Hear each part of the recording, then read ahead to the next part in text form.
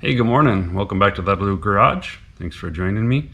Today we're going to be resuming the work on the carburetor for that 1949 Farmall Cub, and hopefully we'll be able to get it back on today, but we'll see. So I'm in various states of disassembly here. As a reminder, I had fuel pouring through this port on the lower half of the carb, and it was coming out of the carb. So I've just been thinking a lot about it. This is supposed to be an idle air circuit, and this tube here is called the idle air tube. So I think this is supposed to be just sucking air, and I was thinking it's either that the float was not shutting off the fuel properly, like the needle was stuck and it was just overfilling the bowl, or it was filling it to the appropriate level, but there was a leak here and the fuel could just flow right into the air passage. So that's my hope anyway. I'm going to follow the instructions in the overhaul kit. I'm not going to replace everything like these. This is the choke shaft and the throttle shaft, and it came with new ones, but I don't really see why. And then in here there's dust seals that are like just a fiber, so that seems like a waste of time. I mean, I don't know, but I don't know, like maybe I should do that, maybe I'm going to regret it, but it also seems like something that would be problematic. So I'm probably going to just set those aside for now, focus on putting it back together with some of the new parts, like the new float and the new needle valve and the cage for it and some other new components. So I'll focus on that for right now.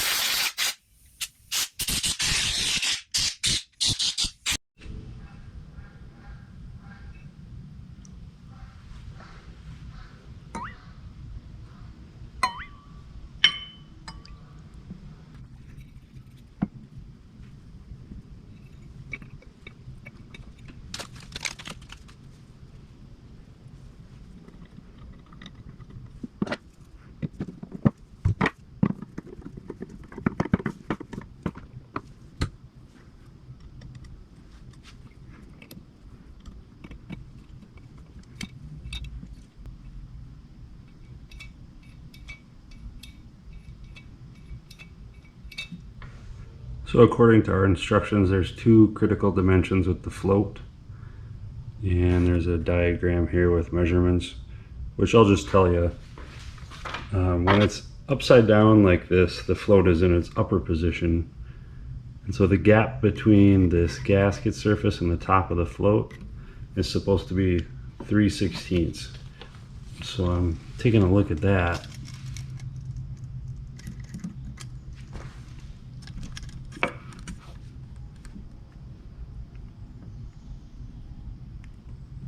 To me, it looks like it's an 1/8, which is 2/16. So ideally, I would move the float down a little bit, and you do that by bending this bracket just a little bit. Or there's another bracket on the back side that controls the drop. And so I might bend this down just a tiny bit, which in this orientation would be up. So the other important dimension is the distance between the gasket surface and the bottom of the float when it's in the down position. It's supposed to be 1.15 inches. When I measure this, it looks more like 1 3/4 inches. So I think I'm gonna move it down just a tiny bit and then check again. Well, that went pretty well. I just took this pliers and put it right here on the bracket, and I just gave it a little bit of force in the downward direction. And now I'm gonna check it again, but when I'm down, I have 1.15 inches just like I'm supposed to. And when I'm up, I have 3/16 just like I'm supposed to. But I'll check it again here. Yeah, to my eye, that's 1.15 inches.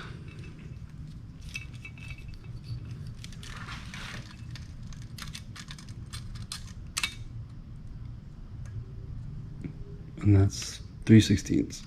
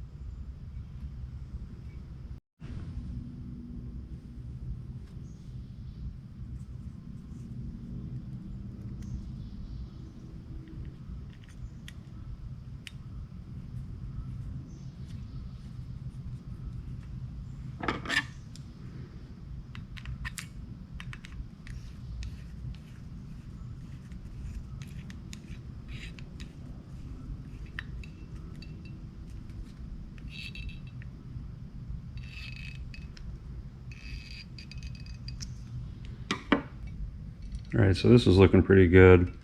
I got this set per recommendations. This is the idle air mixture screw. I have this set per recommendations. That's the idle speed, or opens the throttle just a tiny bit. That's like, I think 1 turn open.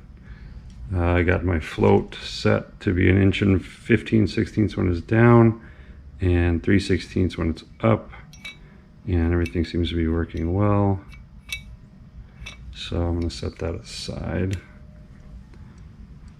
Now I just started inspecting my parts for the lower half, and I found this is called, I think this is called the diffuser tube. Yeah, discharge nozzle, and everything looks okay in terms of length and stuff, but it might be really hard to see on the camera.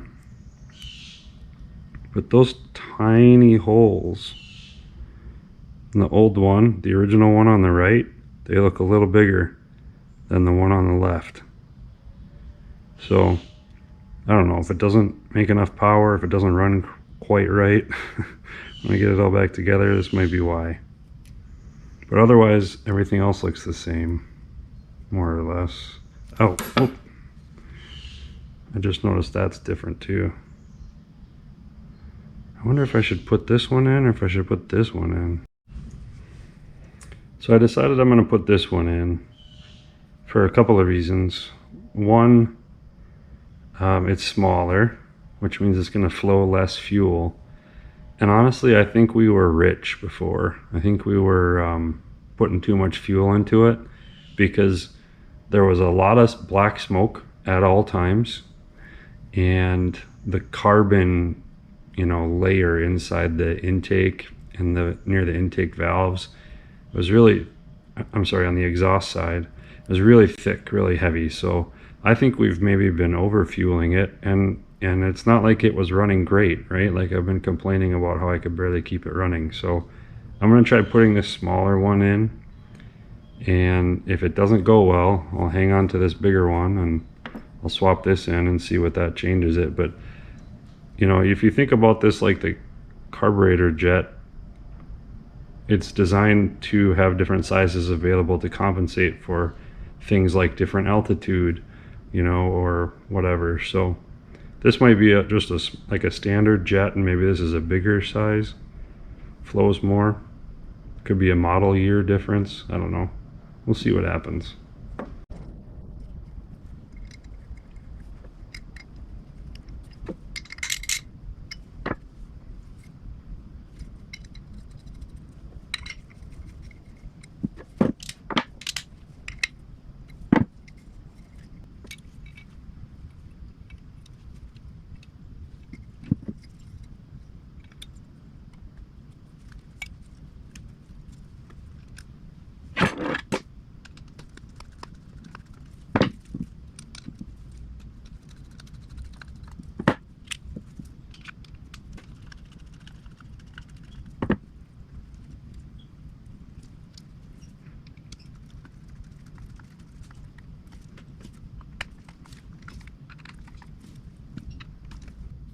Well, there we are. It didn't go too bad. I have a new gasket for up here. I think everything's okay. This plug down here is cross-threaded, which is kind of annoying, but I think it'll seal because that's the way it was when I took it apart. I think we're ready to put this thing on. So two takeaways. The first was that the float was, I think, 1/8 of an inch too high, which means the fuel level in the bowl was too high and potentially was getting past here. So that's one thing. Another thing was that the jet is now smaller, so we might have had the wrong diffuser tube in it, which was potentially giving it too much fuel. But I don't know. We'll see. All right, I got the carb back on. Throttle linkage hooked up on the top, choke linkage hooked up on the bottom. These two nuts, new gasket, fuel line. I think I'm about to give this thing a shot, and we should know right away, because remember last time, every time I turned on the fuel, it immediately started pouring out here. Okay, I'm going to turn on the fuel.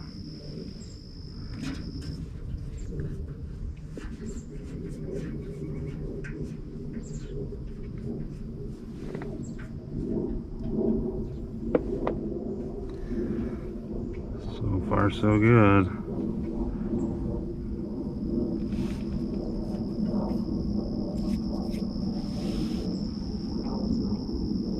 So by now the bowl should be full, and it's not coming out here, so we're probably okay. Let's not get carried away. It's not doing the same thing it did before. Well, I'm gonna be optimistic and assume this thing will start. So I put the air tube back in. I'm just gonna move the choke and the throttle and make sure that they're working properly. Looks right. Fully open and fully closed. Now for the throttle. Yeah, it looks okay.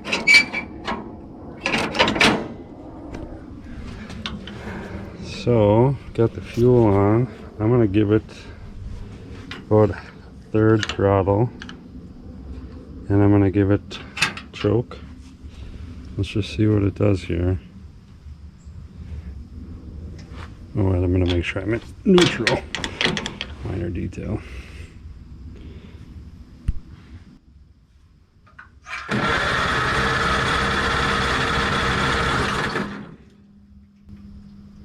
Let's try giving it a bit more throttle.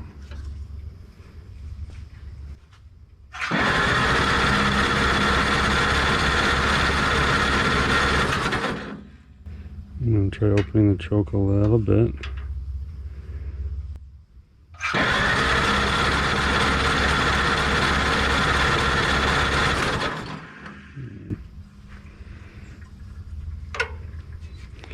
So before I worked on this, it liked about a tiny bit of choke, like maybe 10%, and it liked about half throttle. That's where it would start. And so let's put it there.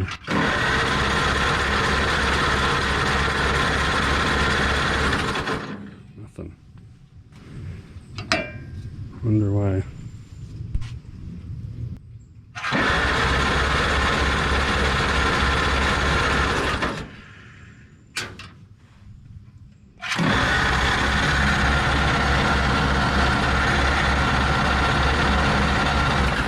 Oh, I just remembered why. Ignition switch.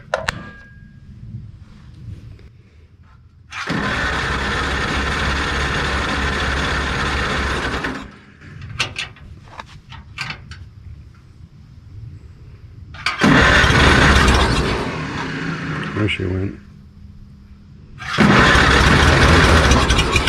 It's gonna go now.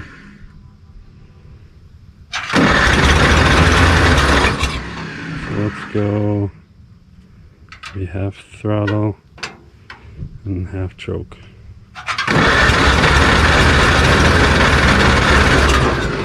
Let's just start back to full choke. Well, I think it's safe to say it's not starting any easier. This is exactly what happened before, and it seems like it picks up one cylinder, and then 30 seconds later it picks up another cylinder, and 30 seconds later it picks up a third. So it just takes forever, but I got the battery charger on it. I'm going to let it sit for a little while and give it another go. Okay, finally circling back around to this. It's been a while, hence the leaves and the sweatshirt and the hat. I'm a little cold, but I couldn't get this thing to start. That's where we left off. It was just cranking and cranking, and I was only getting a little bit of popping. So I took the carburetor back off and I replaced this tube. I think this was called the diffuser tube. This is a lot smaller than the one that was in there, so I put the old one back in, and it still didn't start right away. But what I discovered was, I think there's a governor in this assembly somehow, because I had the throttle set at idle up there, or no, I had the throttle set at full throttle, and this thing was only set at half throttle. So basically the whole time I was cranking at anything less than half throttle, or anything less than full throttle, yeah, anytime I was cranking at anything less than full throttle, this thing was held basically solid closed, like it wasn't even functioning. So it was getting no air, the throttle was essentially closed. That's why it wouldn't start.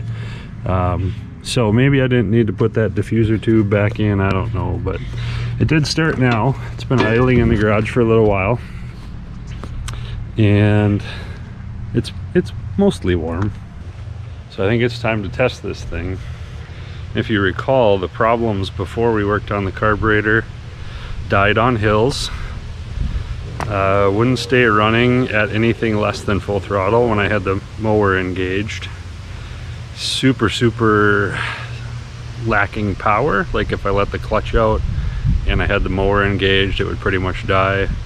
So it was really easy to kill, and it died on hills. So Anyway, let's go run this thing around the yard and see what happens. Cross your finger.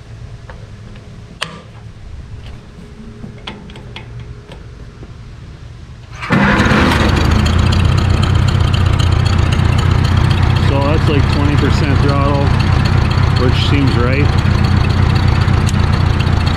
Slows down a tiny bit if I go all the way to the end. And it is working.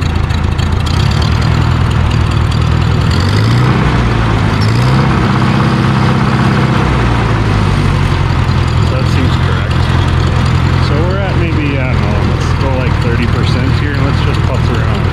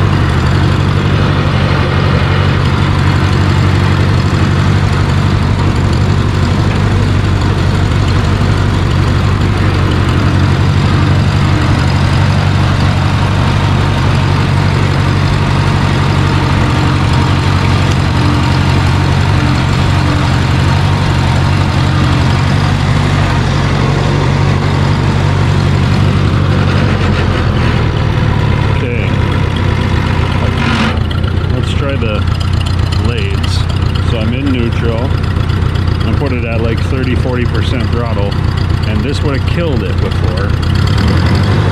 That's maybe half throttle. So now I'm going to engage the blades down here. I'm going to let the clutch out and see what happens. Ooh. Okay, so she chugs down, bogged down a little bit, but that's okay. Blades are spinning. We're at 50% throttle, so already we're doing better. Let's see if I can put it in first gear, drive away, and if it doesn't die, we're doing good.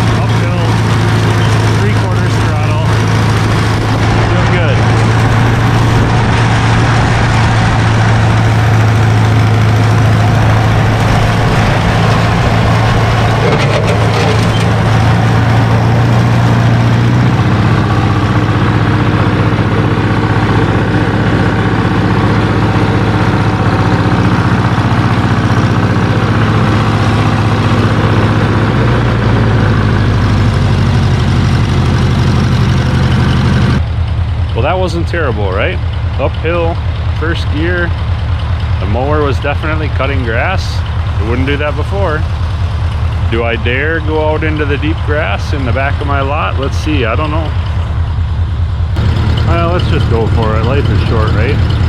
Let's just try first gear, mower off, mower up, maybe 50% throttle. Let's see if we can putz out there, see what happens.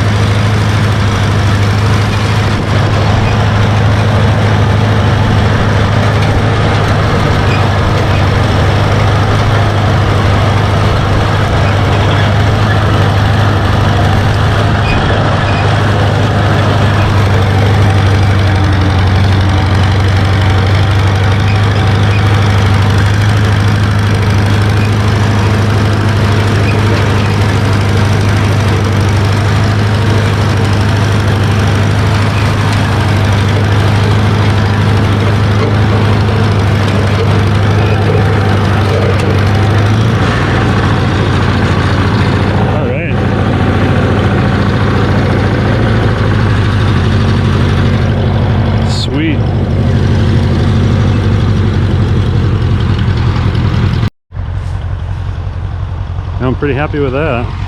Definitely couldn't have done that before. Actually fix something, believe it or not. Now the question is, can we get back out of here without it dying? I think so. If we can, I'm gonna go ahead and call that a win. Let's go.